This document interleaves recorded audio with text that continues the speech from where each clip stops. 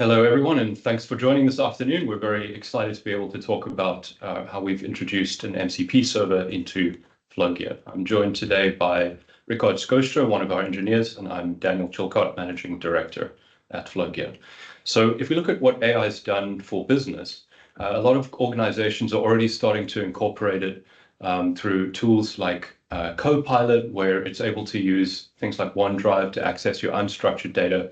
So, your documents, presentations, spreadsheets, these tools are getting really effective at plowing through that data. But arguably, the most valuable data actually sits in the structured sources, not the unstructured sources. And by structured, what we mean is things like ERP or your CRM data. And MCP really is the first time that you're able to unlock that in a business context. So we're very excited to be able to talk about this today. MCP, of course, stands for Model Context Protocol. It's a standard that was developed by Anthropic, the makers of Claude, and it's a way for AI models like ChatGPT or Claude to be able to call into endpoints like different tools, data sources, or applications. And Flowgear is the ideal component to provide an MCP server because it already has the connections into the tools and applications and services and databases that you're using to run your business. So in today's session, we're going to go through two sides. In part one, we're going to look at some demos around these products. We'll start out with a very straightforward demo in ChatGPT. We call this a utility demo. So it's a specific workflow that we've built in Flowgear that ChatGPT will choose to use, but it's quite a bounded use case. It's quite a predictable scenario. And then we'll unpack further to look at use cases that are perhaps a little more interesting. We call these exploratory use cases. And what we mean by this is that we can equip these models with relatively straightforward tools, three tools, and we'll show you that.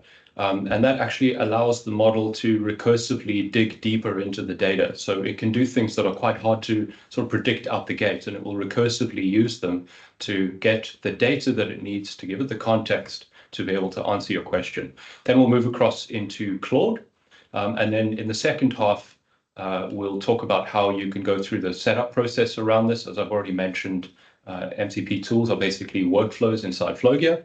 We'll show you how you set up the security around that from within Flowgear. And then finally, we'll close out showing you how to connect the Flowgear MCP server into ChatGPT or Claude. And with that, I'm going to hand over to Rikard, and he'll start to walk us through a demo. Okay, great. Thank you, Daniel. I'm just going to switch over here to our ChatGPT. Okay. Sorry. There we go. Okay, so here we are now in ChatGPT. First, we're just going to show what the connected MCP server will look like. So I'm just going to go here up to our settings and just go to our connector screen. And this is now specifically the Flowgear demo MCP server with a list of connected tools. And just to jump in here, we were actually super excited to see that ChatGPT only made this available last week. They had a much more limited version. I think the announcement was sort of Wednesday last week, so we've been scrambling to make sure that we could get this working here. So what you're looking at here is a connection of Flowgear's MCP server into ChatGPT. And in the list below, you can see the tools that we've published. We'll show you what those look like in Flowgear a little bit later.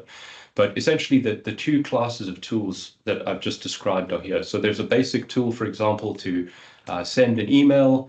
There's a tool, you can see there, Sage Intacct Get Invoice. It literally just returns detail of an invoice given a certain invoice number. So those are our kind of more basic tools. And then our exploratory tools are kind of pairs of three different components. So if we look at, there's an example for Sage here as well. This is Sage Intacct. So there's a tool that can list the names of all of the objects inside your Sage account. Think of that like the tables that make up its database. Then the object definition, you can think of that like the list of fields that are inside each of those tables. And then finally, the objects themselves. So once it understands which objects there are, what their shapes are, it can produce queries that it can run to return the data back. So we'll show you some examples of that. And the references that we have for today are Sage Intacct. We've got some Sage X3, we've got Salesforce and ConnectWise Manage. And we have samples available of these to help you get started building your own tools And certainly we can share the ones that you see here today as well. Great, thank you. Yeah, so let's get right into it. So now that you see our list of tools, we'll just go back to our chat. So in ChatGPT, we need to ensure that we have our developer mode enabled, as this is currently a requirement from ChatGPT. So you see here that we have our Flowgear demo MCP server connected. This includes the list of tools we just went through. So I'm just going to start off here with a very simple, like I mentioned, query that is quite a direct use case. So here just does the Sage Intact invoice with a specific invoice number have an amount due. So what this will do now is going to look for the available tools in its repository. It's going to find that we have a specific tool to get a invoice based on invoice number. As you can see, it already has a request going. So I'm just going to allow it.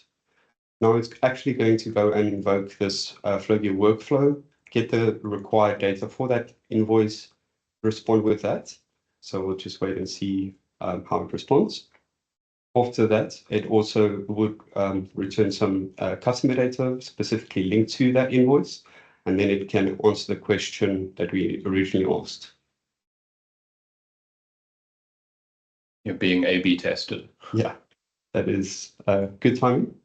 Yeah, they're going to give us multiple responses. We'll see what that looks like.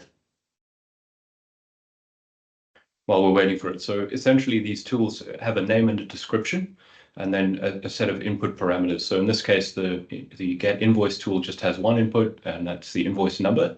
And then the result is kind of a payload. I think we're probably returning some JSON that describes the structure of that, or the content of that invoice.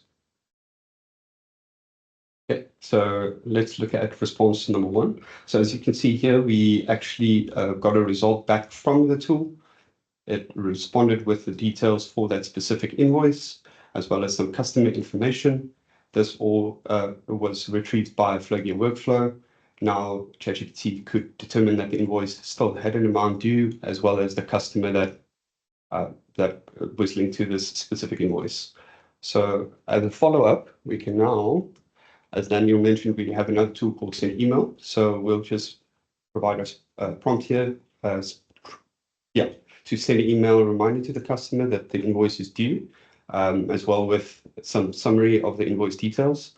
We also just add that we first want to confirm the email before sending it, just to validate that it is as we expect, and also to maybe adjust as needed.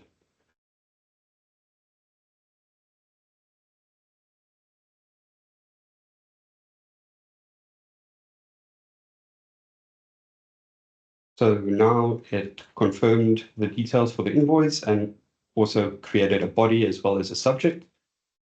I'm just going to allow it to send to my email instead. And it should now go and find the send email tool specifically linked to Flowgear and actually send that email out.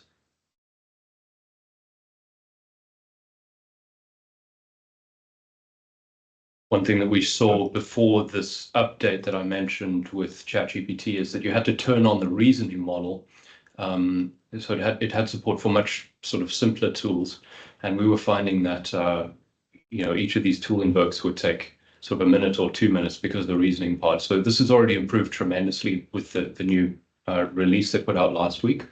But it does have a little bit of a way to go. You'll see just now when we get into Claude that it's generally going to be more performant, and it's currently doing a better job of answering some of the more detailed questions. But I think we can expect OpenAI to catch up pretty quickly now. So it invoked our send email tool with the specific subject, body, and recipients. If I now go to my email, I see we have a new email that's been sent via a Flowgear workflow with all of these details that we just saw. So without having to provide any other input than just telling it to send the email with the provided details, it's gone and done that. Next, we'll just go more into the exploratory use case. So now that we know that we have a specific invoice, we're just going to prompt here to see what other invoices have outstanding balances. Now, in this use case, it will need to go and query multiple tool calls, as the data is in, it's not obvious that it has one certain tool. So basically, like Daniel said before, it will have to go and get all the possible Sage objects to see what can be queried. Then it will need to also query the specific object's definition, so it can know which fields are queryable and how to construct the actual query for the invoke. After that, it should be at a stage where it can call our final stage intact query tool, which would actually go and query that specific object with the specific data. So here, it actually skipped the steps of the get all objects because it already knows that we have a account receivable invoice object. Just going to confirm that. So this specific tool will then go and get the metadata required to actually go and query the specific object.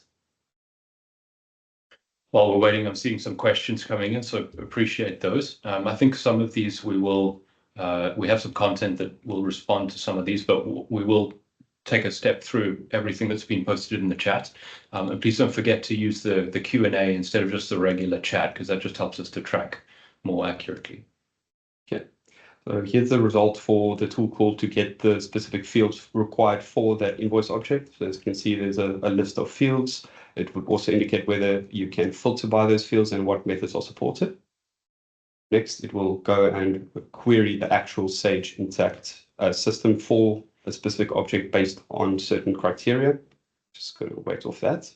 As you can see, it's ready to do that. So I'm just going to confirm. If you look at the request, it already determined a bunch of field names. This is based off the object definition which is found. It also constructed a filter. And as you can see, it indicates partially paid, which is outstanding balances. Then it also orders by due date, so we get the latest invoices at the top. So this is a great example of kind of emergent behavior, where we didn't build a workflow that told it all of this specifically. Literally, there's a workflow to tell it, here's a list of all the objects in Sage, and then given an object, here are the fields, and then given a query, here are the results if you run that query. And I think that's really the power of not just MCP, but Gen AI more generally, is that it will help you to support use cases that would be really quite onerous to do through the product front end. So what is interesting is that it actually, on the first attempt, it actually failed because it didn't construct the order by correctly as per my tool schema. But what's powerful about this is it would just go and try it again, constructing the order by in a different way, which is the correct way, and it actually then winds up getting the correct results. So one thing to note is that workflow should be able to handle failures like this, so it doesn't cause downstream issues, and it is able to then fix itself, if I can say it like that. So as you can see, we found a list of outstanding invoices with different statuses and different amounts due. Based on this, you can now even ask ChatGPT to convert this to a CSV. If you have a Flowgear CSV workflow that can convert it, you can do that. But ChatGPT should be able to handle that itself as well. So we think customers are going to create two different types of use cases. One will be these kind of narrow utility workflows where it's going to do something very specific. And then the other would be to support these sort of exploratory or emergent use cases where you really don't have to build much. The trade-off is that it will make mistakes and get stuff wrong, but it's able to see that and correct. So you'll wait longer in time, but it would pretty much work like a human would trying to navigate the APIs for the first time. And although it is kind of first time, it also understands how APIs generally work. So it's like an experienced engineer who's accustomed to working with standards. Okay. Great. That is basically the part for ChatGPT. Time to move over to Claude, where we'll also explore some more of the exploratory cases where it also determines it recurses specific objects to actually provide a good response. So just going to switch right over. Here we can see we are in Claude in a specific project. Now here it just looks a bit differently, but if I open up here down here the search and tools, you'll see that we have our same MCP demo server, which is Flowgear MCP demo, with also the provided same list of tools that we saw in ChatGPT. Okay, so I'm just going to pop in a message here. So in this example, we'll actually move across two different systems. We'll include Salesforce accounts and see how they match with Sage Intacct customers and different requests like open AR balances and invoice dates. And we'll also flag any accounts that doesn't exist in Sage Intacct and propose how we can link that. What it now needs to do is go and retrieve lists of both Salesforce accounts as well as Sage Intacct customers. So depending on how well it does, it might first start again with getting all of the possible objects and then get a specific object definition, and then it would be able to do some queries. Sometimes it's smart enough to just get a list of objects and then know how to actually query it. As you can see here, the first one it invoked was a tool called gets list of Salesforce objects. This basically just returns a list of all possible Salesforce objects in the system. For example, we opportunities accounts, stuff like that. As you can see, then it will get a specific metadata for account, which will return all the fields. And then it can actually go and query the Salesforce objects based on that. So it knows which fields are valid, how to construct the request, and then it sees or gets a response of about 58 Salesforce accounts. Then it moves over to our Sage Intacct customer data. It will go and retrieve that. So again, it starts first trying to see what objects there are available, what fields there are for a specific object. In this case, for Sage Intacct, it would be called account receivable customer. And then it will actually go and query that. Now, as you can see, it actually appears to have failed the first time because it probably used a field that doesn't exist.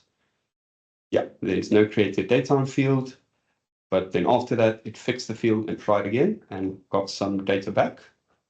It just see it's busy preparing an analysis of the actual data being returned. Now, previously also what has happened is it would go and query all of the customers, but in a lot of systems, all data won't be returned in a single call. You'll have pagination, or it would actually return a next page URL. The models are usually able to handle this and go and query until it's satisfied with the data being returned. Now, if we look here on the side, we can see that it creates a pretty thorough report of all the Salesforce accounts as well as your Sage Intacct accounts and whether there are matches, whether they're not found, and also then how they are matched. Like if they're matched by only their name, if they're matched on a specific IDs. Based on this, you can consolidate and fix up accounts as needed. It will also, depending on your query and your questions, it can also highlight certain critical issues. It can analyze certain problems and respond as needed. So again, you can use this, convert this to a CSV. You can use this data and provide it to customers. That's so on the Salesforce side of things, Salesforce and Sage Intacct.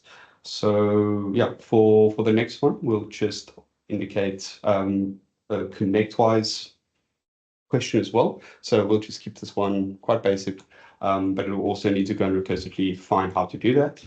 So we'll just ask what are the latest 5 ConnectWise agreements which are still active.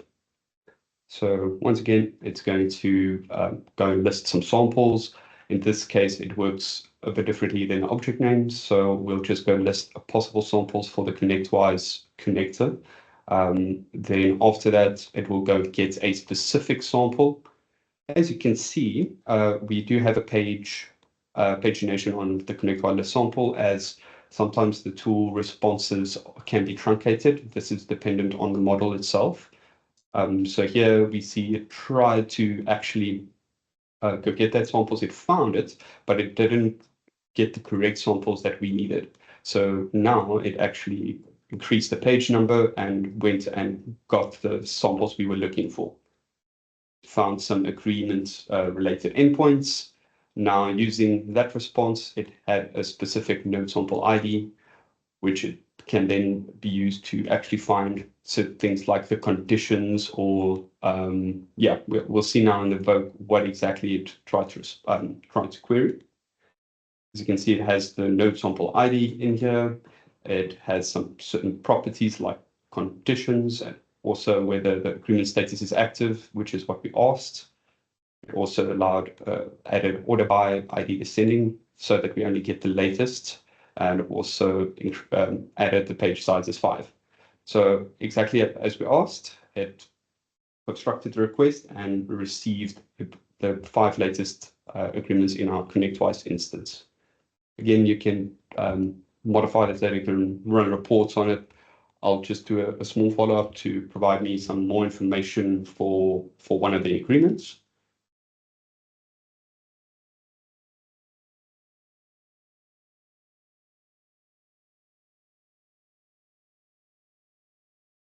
If you notice now, it didn't actually go and call the list sample, as it already has all of the samples in the context for ConnectWise, or the specific agreement samples. So it already knew the node sample ID, so it could just go and reuse that and get the specific sample working for get agreements. You can see here, we got a valid response with the agreement details for that specific one we queried for. And we have some company information, some agreement terms, and a bunch of details that, yeah, it's valid for that agreement. And we can now continue on. We can get some more details regarding any of these objects as well. And it will just use the same discovery process that we've now showed a couple of times. Great. Yeah. So you've seen a few examples. We've shown you ChatGPT and Claude, and then we drew that distinction between kind of utility type tools and then the more kind of open world or exploratory tools. So let's flip across and show you how all of this gets built. There's basically 3 things to look at. One is designing the workflow that's going to act as the MCP tool. Then how do we secure that and control which users are allowed to access it? And then how do you connect it up in ChatGPT or Claude? Cool. Yeah, so we'll start off just going through our help articles. So we have a few resources that would guide you to be able to build MCP servers and also to enable these workflows as MCP tools.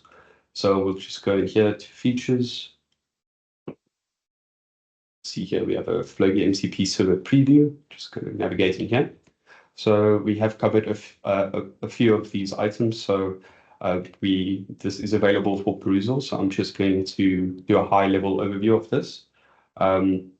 Basically, so as we discussed earlier, the MCP tool, here we have a direct correlation between MCP tool and a Flowgear workflow. So a tool can be seen as a workflow, where the inputs and outputs for the workflow would be the inputs and outputs for the actual tool. We'll indicate now how that is set up. Some requirements. This is currently in preview. So you do need MCP server support, which is a feature that is disabled by default. But you can reach out to us. Then we require environment host name. This is the main entry point for the MCP server. You require some available active workflows, as each invoke of a tool would be seen as an active workflow. And then you must have been signed into the Flowgear console previously. Some considerations, as I mentioned previously, workflows needs to be able to handle failures. As we saw in the example, it might provide some invalid inputs, and we need to be able to handle that and guide it into the correct way of invoking that workflow. Then the schemas which the models use for inputs and outputs are generated by the variable property values. We'll also show you now how that looks.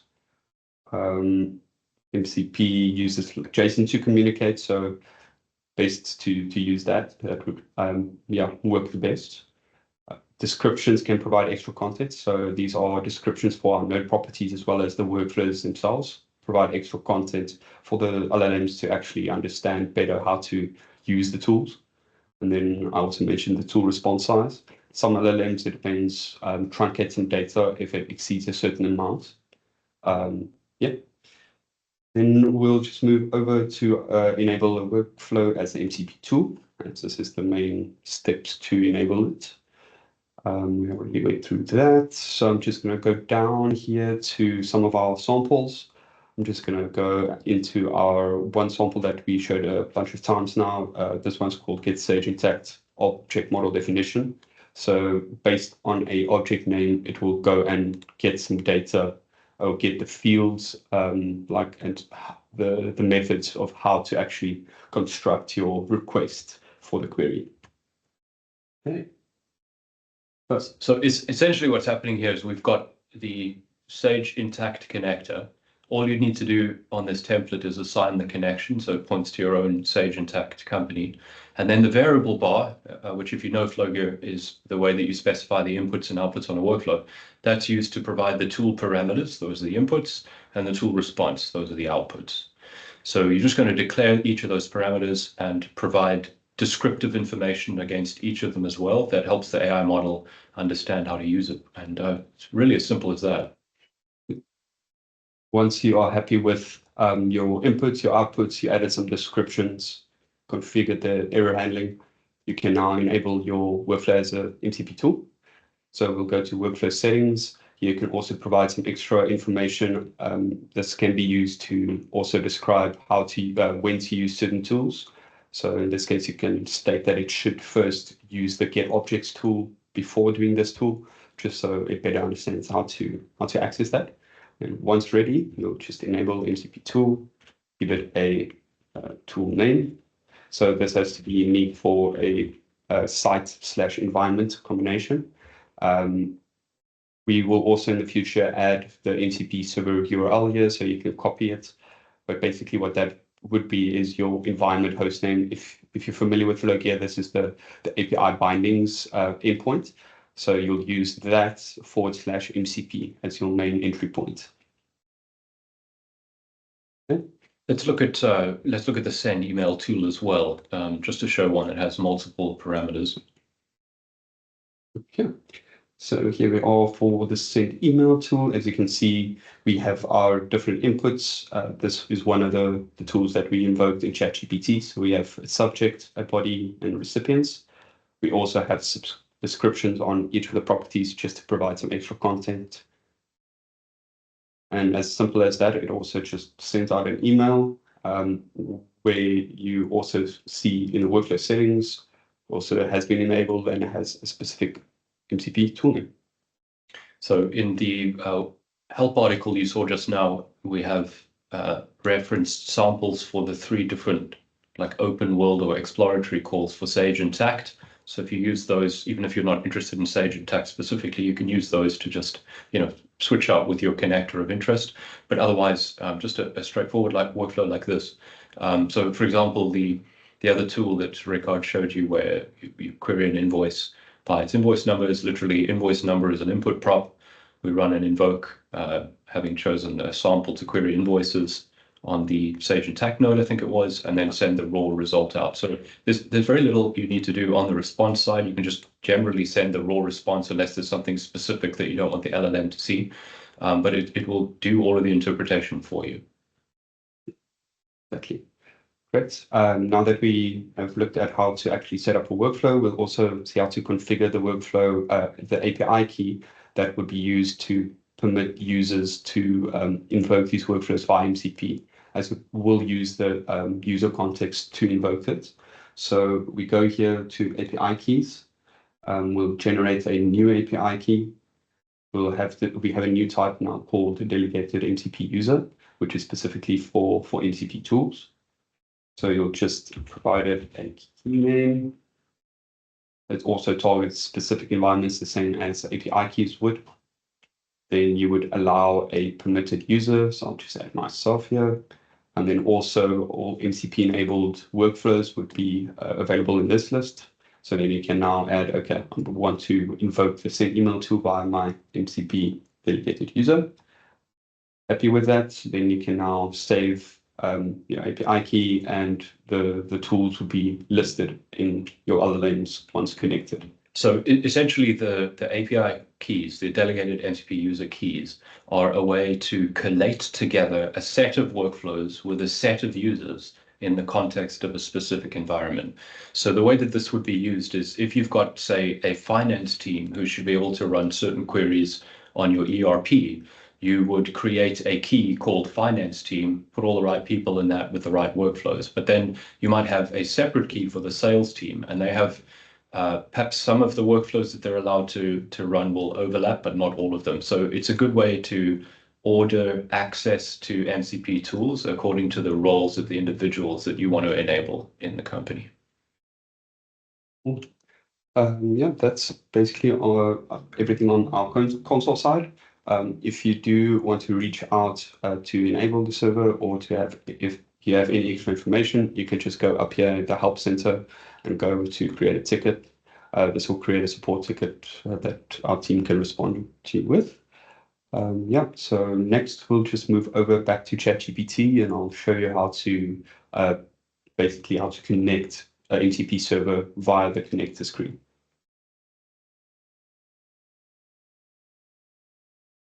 Okay, so now to be back here, I'm just going to go to settings in ChatGPT. I'm going to go down to the connector screen. Just a note here, you do need to have developer mode enabled. So this is available on Plus and Pro plans on ChatGPT. So you'll have to come to your connectors page, to advanced settings, ensure that developer mode is enabled. It's currently in beta by ChatGPT, but this is how MCP connects are connected at this point. Now I'm just going to disconnect this one or delete it so I can show you the process. Okay, that's been removed. So now I'm just going to click on create there. I'm going to give it a friendly name, some description. And then, as mentioned previously, we have the dedicated MCP server URL based on your site and environment. Just going to put our. So just to reiterate, this is important that it is targeting a specific environment. So you get a different domain and therefore a different MCP tool registration per environment. So you can safely work against a test environment as a discrete tool set from one that's targeting your production environment. Cool. We'll choose authentication as OAuth and trust this application, and as simple as create. So now we'll just need to connect our account. This does require that you have signed into Flowgear before. And I'm just going to authorize that. So the consent is for you as an individual. And what's great about the way this has been set up is that it means if I'm authorizing my Flowgear account into ChatGPT, then when I'm using ChatGPT and it does a tool invoke, that user context is passed through into the tool invoke. So in Flowgear, we know which user, if you're familiar with our platform, that would come through as the FG username property in the variable bar. So you can, in addition to using API keys as a form of role denomination, you can also make decisions based on the user identity of the individual who's invoking the tool. As you can see, we have our new demo connector up and running. We have our tools as we saw previously. Now, just remember once more, when you open a new chat, just ensure that developer mode is enabled and that you can here now add your new source, which is the Flowgear demo MCP server. And we are back at where we started. Great. Cool. Let's go to the last slide then. We'll just walk through some practical steps. So we've gone through the demo, we've walked you through how to set this up. So we are getting a release of this out, shooting for 8 October. So what you need to do is just let us know that you want to get this activated on your tenant. It is going to be in preview mode. That's why it's not enabled by default. It's a license that will be rolled into standard plan or higher. And for now in preview mode, you can request for it to be included and we'll give you a separate license for that. So you need to let us know that you want it. To do that, go into the console, click help, click create a ticket. We'll get you onto the wait list, and then 8 October, we'll be able to unlock that access for you. All of the documentation that you might want around this, go to help.flowgear.net and go into features, and then Flowgear MCP server preview is the article that you want to springboard from. And then finally, dependencies, or what you need in terms of ChatGPT or Claude. So these tools are only available under the paid subscriptions. but they're not expensive. So ChatGPT would be the Plus or the Pro plan. The Plus plan is $20 or $25 a month, so it's pretty reasonable. And then under Claude, Pro or higher, and some of the pricing on those. Just remember again that because a lot of this has changed extremely recently in ChatGPT, you do need to enable developer tools. If you have any trouble with that, we'd be happy to help you walk through that. All right, so I see we've got a bunch of questions, so I'm just gonna go through the list here. There's quite a few questions. So there was an earlier question around how we manage privacy of the customer, so or the details that are being shared. So I think the key thing is to ensure that you're comfortable with the way that you've structured the roles when you create those API keys. So you want to ensure that users are only going to be able to invoke workflows that would be appropriate for them. And then in terms of limiting the specific information that they can see, let's say you're doing an integration into Sage Intacct, the user role that you authenticate as a connection in Flowgear, you should create one of those connections for each anticipated end user role. So there might be someone who is able to access finance information and someone else who's only able to access, let's say, opportunities information. So you need to create two separate connections in Sage, and then the tools should use the appropriate connection based on the type of user who's going to be invoking that. There was a question around whether a paid version of GPT or Claude is needed. As mentioned, you'll need the Plus plan on ChatGPT or the Pro plan on Claude. They're around $20 or $25 a month. Another question here. How did you get the MCP integrated to Sage to understand the schema and use the data within Sage to answer the prompt? So I think this is the key thing around it, is you can build very kind of purpose-specific utility tools. Those are going to be very high success rates. They will generally be very performant, but they will only support the precise use case you intended them for. And the other example are the more exploratory use cases where you get a lot of like emergent behavior where it can kind of drill in. So really just those three workflows: list of objects, list of fields in an object, and then the ability to query an object.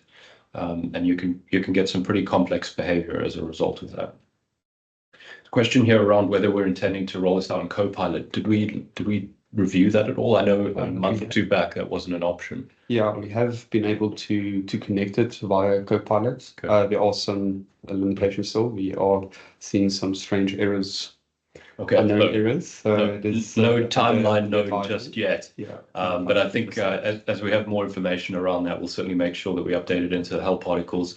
Principally, all of these work on the identical standard. It's just vendors have different ideas about implementing that standard and also different levels of comfort as to how completely they want to implement it. So, but what I will say is that this is a huge space, and almost week to week things are changing. So there is a strong incentive for all of the vendors to support this. Otherwise, I think they're going to miss out on opportunity. Question around will Flowgear add other ERP systems? Syspro is mentioned as one example. I think the key thing is that if we've got the connector, then as we do for Syspro, then building the workflow is like a 2 or 3 step workflow. So you can take any connector and literally within minutes you can build those 3 workflows. But don't forget that as well, there might be a lot of business utility use cases that you want to solve for. You should definitely build those explicitly. Those will be high performance, very accurate, and very kind of operationalizable, where they can immediately be consumed by your team. Another question around Syspro specifically, whether we would use business objects or direct SQL queries. Given that what we've shown you is query only, it actually would be okay to go straight to the database. But generally, we're going to prefer going through the vendor's API. If you do have the option to get direct to a database, there's usually going to be more flexibility. So we don't always see the same level of maturity in APIs, like being able to express the same types of queries that you might be able to express in raw SQL. So it's really your decision. But if you want to use the branded Syspro connector, then it's going to be using the business objects under the hood. And yes, we do have the webinar recorded. We'll make that available afterwards. Question here around masking or anonymizing. I think this gets back to what the purpose of these integrations is. So if they're utility integrations, then it's pretty easy to be relatively sure around not accidentally leaking data that you're not comfortable is being exposed. You should also be quite careful around how you configure connections so that the role of the user, it's appropriate for them to access data that might be accessible through the connection that you've set up in that workflow. And there are some techniques that you could use to mask or anonymize. You can mask out certain field names, for example. The more robust techniques would actually be AI-based, which implies that you've actually sent that data to an AI in the first place. But certainly, if you want to unpack that in more detail, we'd love to have a one-on-one session with you. Follow-up question on that is, do we provide audit logs for all the data flows? So every step that executes in a workflow is going to be logged using just our regular workflow logs. And you'll be able to see there that the request arrived, for example, from ChatGPT, and the identity of the user that request was invoked under. Another similar question here is around how do we get it to understand the schema of Sage in this case. Again, literally all we do is give it everything. So here's a list of objects and choose an object, and then it can ask for the list of fields. The rest is entirely emergent behavior. If the signed-in user comes through as the FG username, why the need to associate an API key with a named user? So the issue, what we're solving here is that the user doesn't necessarily have a security role in Flowgear. So they're registered into the tenant, but they don't necessarily have any security role. So they're not entitled to, view connections or open a workflow, certainly not to save a workflow. So it's a user with no other permissions. And so the function of the delegated MCP user key is to collate together a set of workflows and users. So it's literally so that they have the ability to run a subset of workflows and not access any other kind of control plane features. So they would have no other rights within the platform. Can we use a single ChatGPT Pro account for all our flows? You certainly can, but that would mean that you would have to share credentials. So you're going to have one login to ChatGPT. That may present some problems. Certainly, we'd highly recommend locking it down with MFA. That gets problematic if you've got people sharing. I think depending on team size, maybe the way to start is a plus plan and deciding which users you want to have it available to on an experimental basis. But I can tell you, it's been a long time now, but it's kind of a no-brainer for us to cover the cost of at least a plus license for our team. And many of us have, multiple licenses. Another question, if I had a web request node to connect to an address that returns a schema, would it be possible to leverage the return schema for AI to figure out the endpoints? Yeah, exactly. So, if by schema you mean something like an open API definition, absolutely it could consume that. I think the one tripwire that you might hit is if the response from these tools is too big. I think we see, 300 kilobytes? Yeah. If it's bigger than that, that can be problematic. Every vendor has a different kind of stopping point where they just don't process more. But yes, if it was kind of within those bounds, it would do a really good job of understanding a schema, especially if it's a standard like OpenAPI or Swagger. Question here, would each user require an individual Pro account? Or so not necessarily Pro, a Plus account is $20, $25. The Pro plan is I think about $200, so you don't need to go to that extreme. So you would need, if you're using ChatGPT, you would need ideally at least a Plus account for each individual user who is signed into ChatGPT. But other than that, there's no difference in subscription cost within Flowgear. We're not charging for the capability. And I think there were a few other questions here. Yeah, there is a question around data that's shared. So this is a great point just around privacy of data. One reason, aside from the fact that this isn't available on free AI models for the most part, on the paid versions, even if you're on a very cheaply priced paid version, the vendor generally makes a commitment that they don't use your data for training purposes. And they're also quite specific around what opportunity there might be for a human in one of those companies to review that data. I saw, for example, OpenAI put out a statement, I think it was yesterday, around kind of the tension between protecting people. They were talking about teams specifically, and the trade-off between that and privacy. So this is definitely something that's really on these vendors' collective minds. And you should make sure that you're comfortable with their privacy policy. But generally, the policy is less permissive for the vendor if you're on a paid subscription. All right. Well, thank you for the questions, though. It's great to have this interest. As a recap, go ahead and signal your interest, get onto that wait list by creating that ticket in the Help Center. And we look forward to hearing from you and unpacking the use cases that you want to build against this. Thank you, and we'll see you next time.